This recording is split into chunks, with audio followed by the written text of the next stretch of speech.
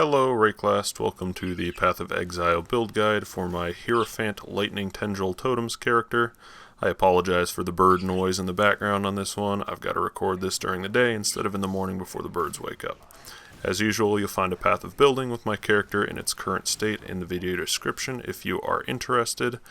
And I'm not really planning on keeping this build around, but I'll just say if you want to buy the build outright, I think I'll sell the whole thing for 30 divines. I've probably got about 35 divines into it.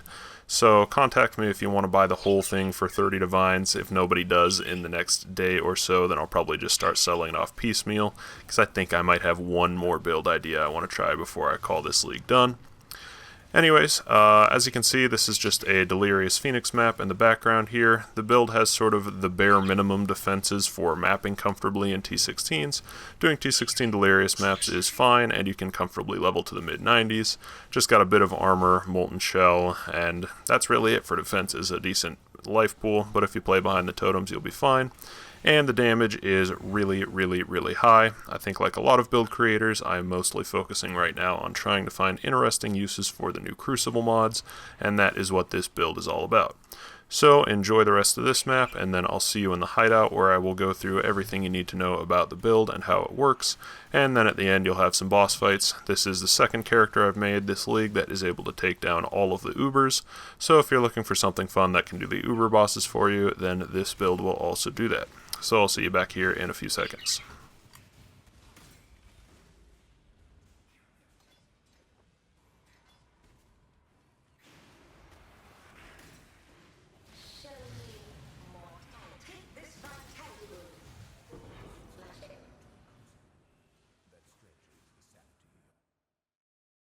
Alright guys, welcome back. We are in my hideout now, and this shouldn't take too long because this build really is relatively simple in how it works. We'll start by looking at the Crucible mod that we're taking advantage of. It is this Lightning Tendrils releases one fewer pulse between stronger pulses when cast by a totem, while you also have a Spark Totem. You can get that on both a weapon and a shield. In this patch, Lightning Tendrils was changed so that it now releases a stronger pulse every 3 pulses instead of every 4 pulses. So if you get this mod twice, it will make it so you drop a stronger pulse on every pulse. So if I drop a Spark Totem and hover over my Lightning Tendrils here, you'll see on the third line it says every pulse is a stronger pulse, meaning every pulse is guaranteed to crit. So as you can imagine, we are just scaling crit multi to infinity and don't need any crit chance, and that is our main damage scaling vector. You can also use stuff like this node that gives a bunch of crit multi in exchange for minus spell crit chance, because we don't care about crit chance at all. Using Maralene's for a ton of crit multi as well, and you can also use things like Controlled Destruction that you normally would never use on a crit build. They have very large damage multipliers but kill your crit, but since we are guaranteed crit on every hit, that doesn't matter, so it's a great damage option.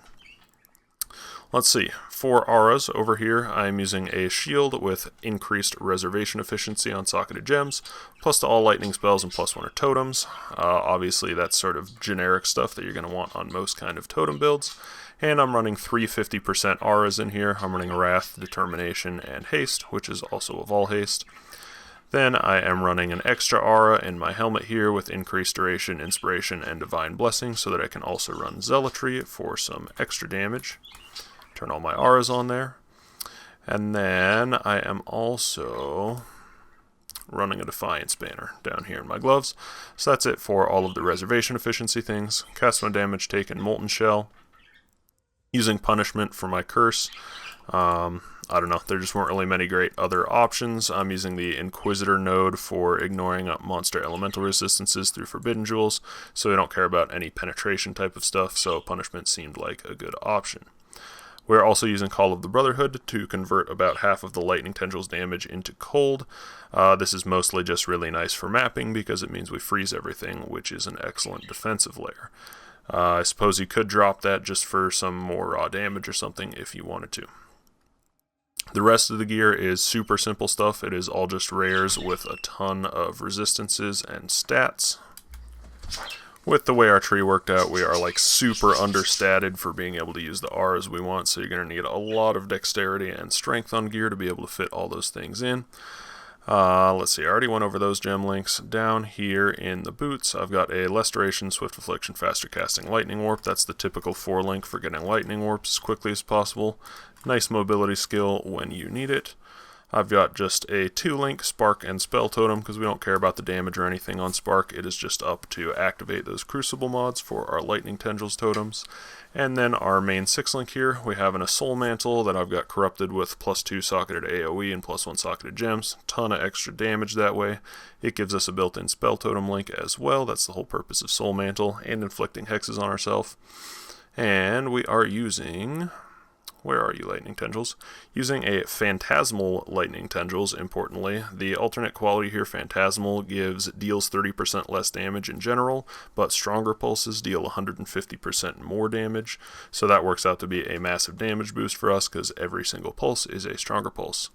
We've got that linked up with Empower, and multiple totems, Awakened added lightning, nice amount of flat damage, and gives us an extra level.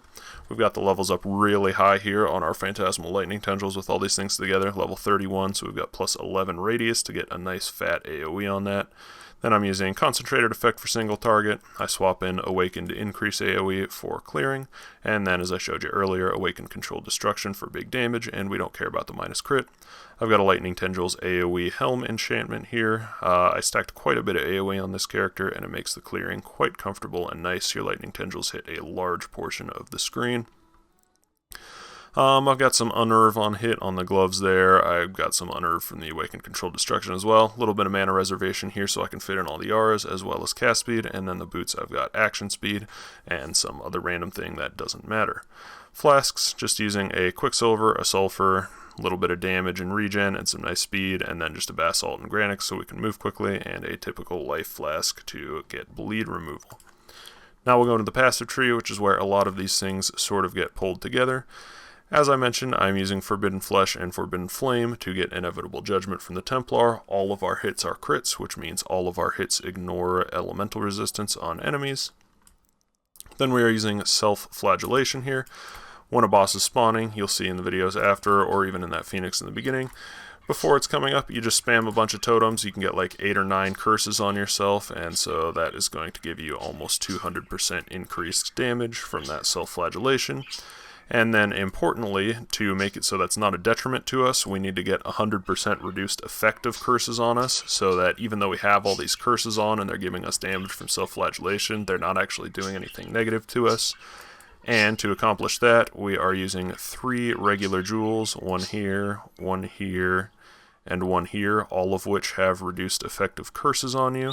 And then to get the last few percent, you can use the upgraded Yugal Pantheon here for 30% reduced as well.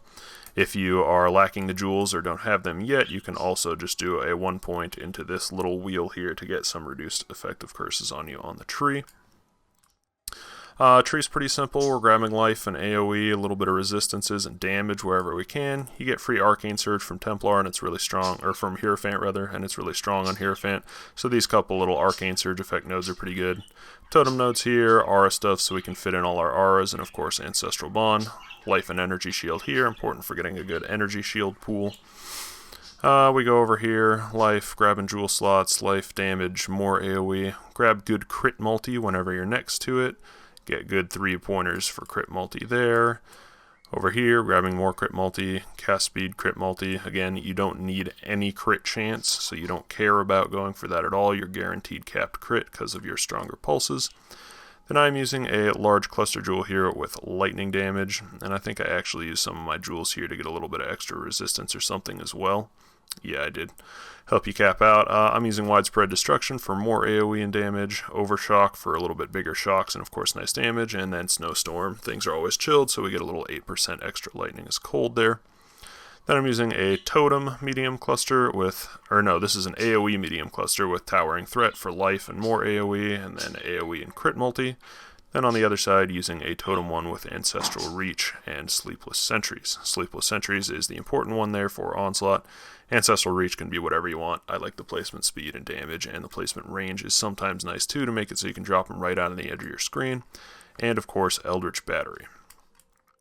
Here on the Hierophant, we're taking the things you would expect, all the totem nodes and all of the Arcane Surge nodes for a bunch of AoE and help your totems leech to themselves. We don't really care about Conviction of Power or anything here because we don't care about power charges because we're guaranteed capped crit anyways. So that is basically how the build works. You're just using this mod twice to make every pulse a stronger pulse and then stacking your crit multi as high as you possibly can. I haven't actually checked where is my crit multi at this point. On my lightning tendrils, looks like it's 744% crit multi.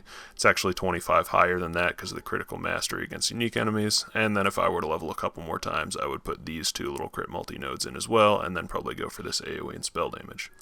So pretty simple build concept really, but it was really fun. Smooth to level to the mid 90s, but you are a bit squishy, so expect to die on those uber bosses, but your damage is plenty sufficient to zerg them down in between phases. So I'll leave those uber boss kills for you to watch at the end of this. If you like this video and want to see more interesting build content, be sure to subscribe to my channel. I don't upload often, but a couple builds per league you can probably expect, so if you want to see cool stuff, subscribe. Thank you guys for watching, and I'll see you next time.